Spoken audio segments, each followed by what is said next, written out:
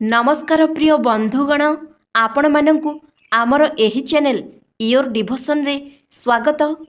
आजिर एही भिडियोटी बहुत ही इंटरेस्टिंग हेबाकु जाउछि, जहाँकि आपणक भविष्यत सहित जड़ित किछि कथा रही अछि, जहाँकि आपण हुएत विश्वास करि परिबे नाही।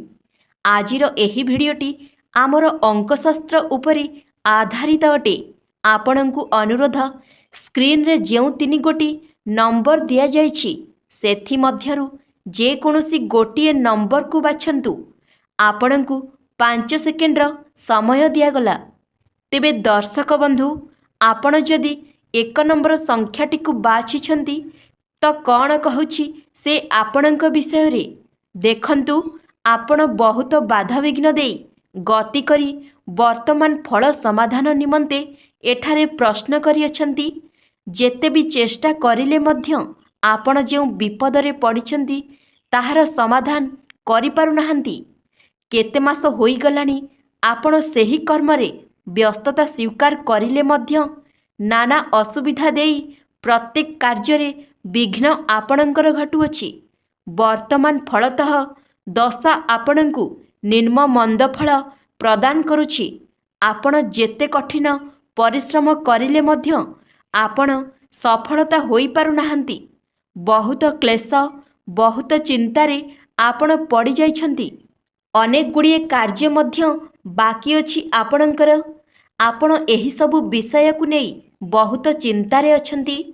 आगकू एक मांगलिक कार्य आसुअछि, सेथिपाई आपण बहुत चिंतारे अछंती। धन केउठू आसीब, जेउ वृत्ति रे आपण एबे अछंती ताहार उन्नति नहीं मध्य आपण बहुत चिंतित अछंती।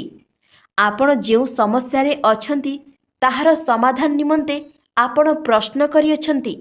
देखंतु, वर्तमान ठारू आगामी 45 दिन पर्यंत मुख्यतः आपणक निमंते शुभ फल देखा जाउ नाही। आपणकर ग्रह दशा आदौ भल रहु नाही।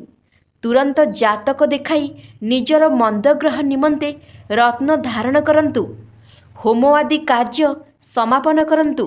किंतु ठीक 45 दिन जीवा परे आपण देखिबे आपणक जीवन रे अनेक शुभ परिवर्तन आसीब। जहाँ भी किछि समस्या रही अछि ताहार समाधान निमंते आपे आपे होई जिवो एवं आपणक जीवन रे एक नुआ खुशी आसी जिवो। तेबे दर्शक बंधु, एबे आसंतु जानिबा, जदि आपण द्वितीय नंबरटी को बाछिछंती तेबे आपणक विषय रे एही संख्याटी कौन कहुअछि। आमे आपणकर 2 गोटी प्रश्नर उत्तर देउअछु। आपण चाहुथिबा विच्छेद जोगो आपणक पई शुभ हेबो नाही। वृत्ति क्षेत्र रे जेउ स्वल्प आय देखा देछि तार उन्नति मात्र आगामी 7 मास मध्य रे हेबार अछि। जदि आपण संतानर उन्नति पई आशा प्राप्ति करिछंती तो एही क्षेत्र रे व्याकुल हेले हेबो नाही एवं अधिक ए विषय को नहीं चिंता करंतु नाही। आपण अधिक चिंता करी किछि अधिक करि परिबे नाही। किंतु जानि नियंतु कि आगामी समय रे आपणक संतानक जीवन रे बहुत उन्नति देखा जिबार अछि। अश्वगंधा मोदक ओ मेथी मोदक 3 मास जाई सेवन करंतु। एहा स्त्री माने सेवन करिले अधिक भल होइथाए। आपण आगामी जीवन रे राजनीति हेउ कि कोनोसी भी क्षेत्र रे बड़ बड़ पदवी हासिल करिबे। एबे आपण ईश्वर चिंता सेते करू नाहंती। आगरु जेते चिंता करुथिले एबे सेपरी करू नाहंती। किंतु काहेकि एपरी करूछंती ताहा किछि जानि हेउ नाही।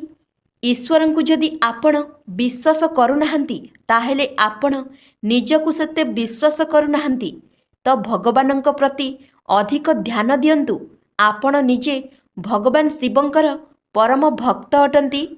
छोट बेलु आपण भगवान शिवंकु अधिकरु अधिक भल पांती। तांकु ही निजर दुख जणांतु। जहाँ भी किछि समस्या अछि ताहा निश्चय दूर होई जिवो। एहा छड़ा जीवन रे द्वितीय थर हातरे सुजोग पाई केतोटी छाड़ी देइछंती।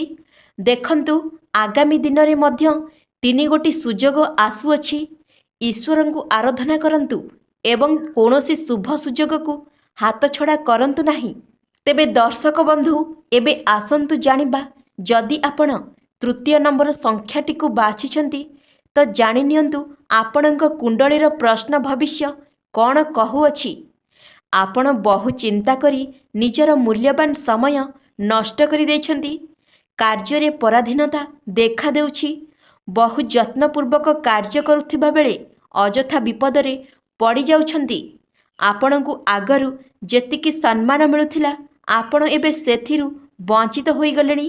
ଆପଣ ଯାହାକୁ ସୁଖ ବୋଲି ଭାବୁଥିଲେ ତାହା ଏବେ ଦୁଃଖରେ ପରିଣତ ହେବାକୁ ଯାଉଛି। ଅତି ନିଜର ଲୋକମାନେ ଆପଣଙ୍କ ଠାରୁ ଦୂରେଇ ଯାଇଛନ୍ତି। ଆପଣ ଯାହାକୁ ଅଧିକ ଭଲ ପାଉଥିଲେ ସେ ମଧ୍ୟ ଏବେ ଆପଣଙ୍କ ପାଖରେ ନାହାନ୍ତି। କୌଣସି ଗୋଟେ ବ୍ୟକ୍ତିର କଥାକୁ ନେଇ ଆପଣ ବହୁତ ଦୁଃଖରେ ଅଛନ୍ତି ତ ସେ ବିଷୟରେ ଚିନ୍ତା ଛାଡ଼ି ଦିଅନ୍ତୁ। ଅତୀତ ପାଉଁଶ ସମାନ ହୋଇଥାଏ, ତାହାର କେବେ ବି ଭବିଷ୍ୟତ ନଥାଏ।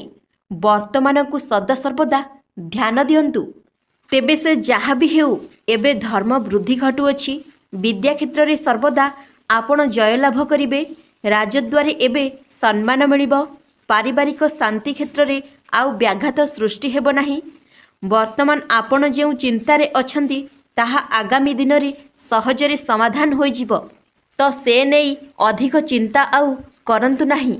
ତେବେ ଏବେ ଆପଣ ବହୁତ ଖର୍ଚ୍ଚାନ୍ତରେ ପଡ଼ିଯାଇ ଶେଷ ଭାଗରେ ଉବୁଟୁବୁ ହେଉଛନ୍ତି। କିଏ ଜାଣିଥିଲା ଆପଣଙ୍କ ଭଳି ଜଣେ ସରଳ ଲୋକ ଏଭଳି ଏକ ମାରାତ୍ମକ ସମସ୍ୟାରେ ପଡ଼ିଯିବେ ବୋଲି। ଆପଣ ଉପକାର କରୁ କରୁ ଅପକାରରେ ପଡ଼ିଯାଇଛନ୍ତି। ଆପଣ ସତ୍ୟତାର ଆଶ୍ରୟ ନେଲେ ମଧ୍ୟ ଗ୍ରହଦଶା ଆପଣଙ୍କୁ ମହାବିପଦରେ ପକାଇ ଦେଉଛି। ବର୍ତ୍ତମାନ ରାଜତ୍ୱରେ ହଇରାଣ ସାଙ୍ଗକୁ, ଅର୍ଥ ଅଭାବ ସାଙ୍ଗକୁ ପରିବାରରେ କିଛି ଅପ୍ରିୟତା ଦେଖାଦେଇଛି। କିନ୍ତୁ ଏବେ ଆଉ ଚିନ୍ତା କରନ୍ତୁ ନାହିଁ। ଯାହା ସବୁ ଖରାପ ସମୟ ଥିଲା ତାହା ଏବେ ଦୂର ହେବାକୁ ଯାଉଛି। ଆପଣଙ୍କ ଜୀବନରେ ଖୁସିର ଦିନ ଆସିବାକୁ ଯାଉଅଛି। ଧନର ଚିନ୍ତା ଆଉ ରହିବ ନାହିଁ। ପାରିବାରିକ ସୁଖ ସୁବିଧା ପ୍ରାପ୍ତ ହେବ। ତେବେ ଆପଣ ଗୋଟେ କାର୍ଯ୍ୟ କରନ୍ତୁ, ଆପଣଙ୍କ ଜଣାଥିବା ଜଣେ ଜ୍ଞାନୀ ପଣ୍ଡିତଙ୍କର ଆଶ୍ରୟ ନିଅନ୍ତୁ। ସେ ଆପଣଙ୍କ ଜାତକରେ ଭବିଷ୍ୟତ ଫଳ ସୁନିଶ୍ଚିତ କହିପାରିବେ। ଦରକାର ପଡ଼ିଲେ ଗ୍ରହରତ୍ନ ଧାରଣ କରନ୍ତୁ। ତ ଏହା ଥିଲା ପ୍ରଶ୍ନ ଭବିଷ୍ୟକୁ ନେଇ 3ଟି ସଂଖ୍ୟାର ଆଧାରରେ ଆପଣଙ୍କ ଭବିଷ୍ୟତ। ଯଦି ଆପଣଙ୍କୁ ଏହି ଭିଡ଼ିଓଟି ସତ୍ୟ ଲାଗିଅଛି ତେବେ କମେଣ୍ଟ ସେକ୍ସନରେ ଜଣାନ୍ତୁ ଯେ ଆପଣ କେଉଁ ନମ୍ବର ବାଛିଥିଲେ ବୋଲି। ଧନ୍ୟବାଦ।